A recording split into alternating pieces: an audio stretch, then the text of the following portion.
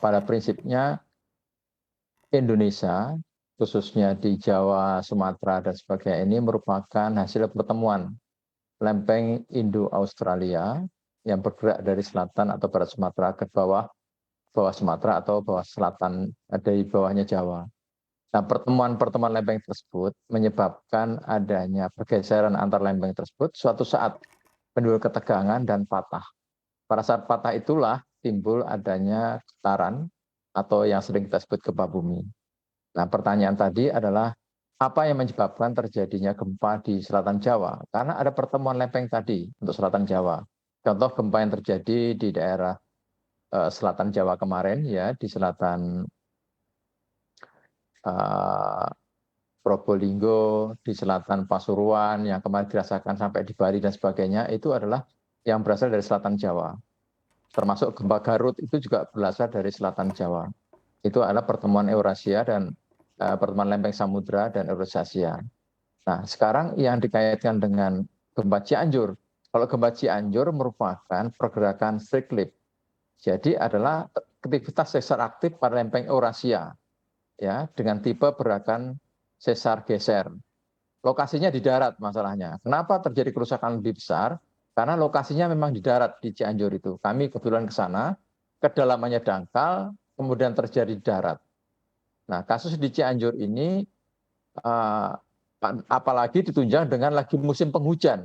Musim penghujan, tanah pun juga dalam keadaan labil, kemudian dalam keadaan basah, sehingga apabila ada goncangan, maka dampaknya lebih besar.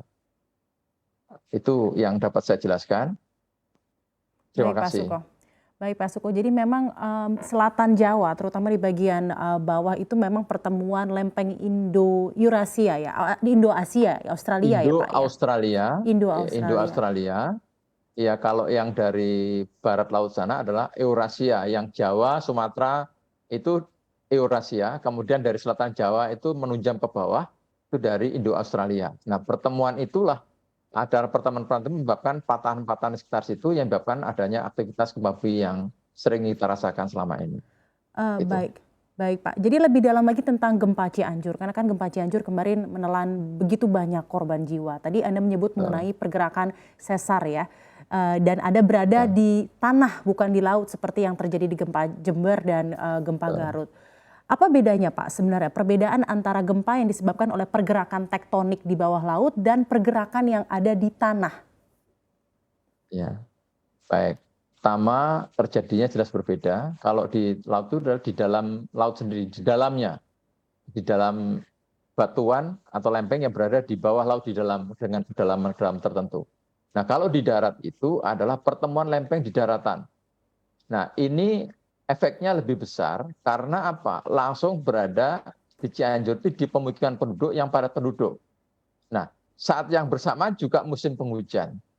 Banyak tanah-tanah lereng-lereng itu yang sudah jenuh air. Sehingga begitu kena goncangan gempa, maka terjadi longsor.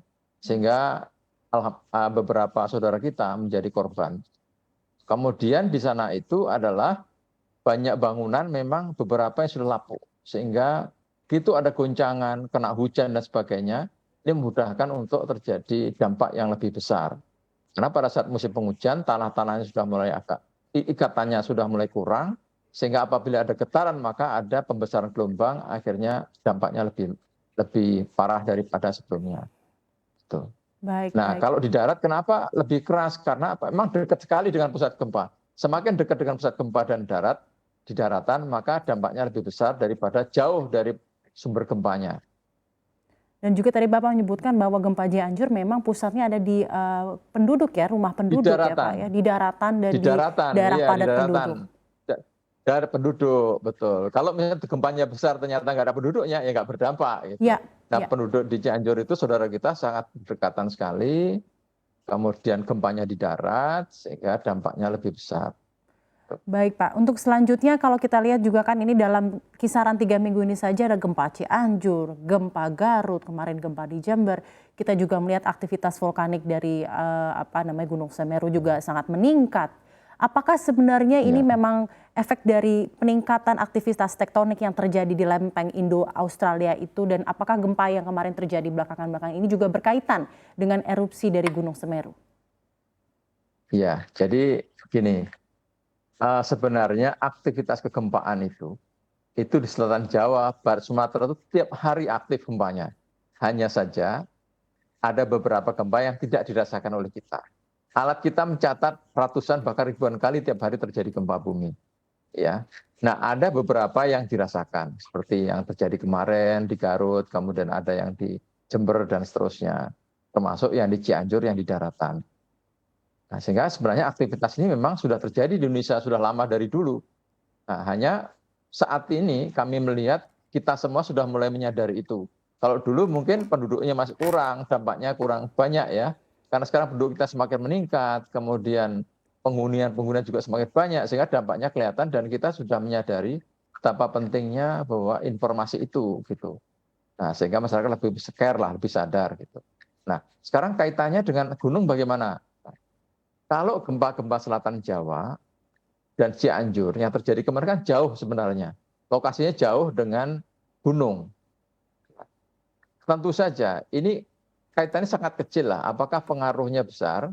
Sangat kecil. Bisa jadi kebetulan memang di sana aktif, di gunung itu sedang aktif, dan ada sedikit trigger dari selatan, bisa saja. Tetapi kalau dikaitkan korelasi secara langsung, kelihatannya perlu kajian lebih mendalam. Itu ya. Perlu kajian lebih mendalam karena memang jaraknya juga jauh dari selatan Jawa sampai ke Semeru jauh.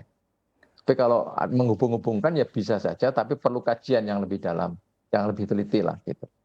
Baik Pak, pertanyaan yang terlintas di benak masyarakat pastinya begini Pak, dengan menghadapi gempa yang berturut-turut selama 3 minggu, kita melihat juga ada aktivitas Semeru dan lain-lain, dan there's no way to change it. Indonesia memang secara geografis berada di Ring of Fire, tadi di Indo-Australia, lalu untuk barat laut itu di Eurasia, lempeng-lempeng yang ternyata memang aktif. Bahkan tadi juga Bapak menyebut bahwa gempanya setiap hari walaupun frekuensi dan kekuatannya memang tidak, kadang-kadang tidak besar dan ada juga yang besar gitu. Tapi sebenarnya metode apa cara untuk mengantisipasi gempa ini, terutama untuk masyarakat agar lebih antisipatif jika ada gempa-gempa berikutnya? Baik, terima kasih. Jadi Bapak dan Ibu sekalian, para pendengar televisi CNBC yang luar biasa ya Pak ini, gempa ini terjadi setiap saat dan kapanpun akan terjadi di Indonesia, ya khususnya di Jawa ini dan Sumatera dan sebagainya. Tapi bagaimana kita, masyarakat kita bersama-sama pemerintah dan masyarakat ini bisa mitigasi bersama lah. Jadi kalau terjadi gempa, kita tidak perlu panik. Kalau berada di bangunan-bangunan besar, tenang dulu, cari perlindungan di dalamnya. Setelah begitu selesai gempa, silahkan keluar, jangan melalui lift, tapi melalui pintu-pintu emergensi yang dilakukan. Dan nggak perlu berdesakan, keluarlah pelan-pelan.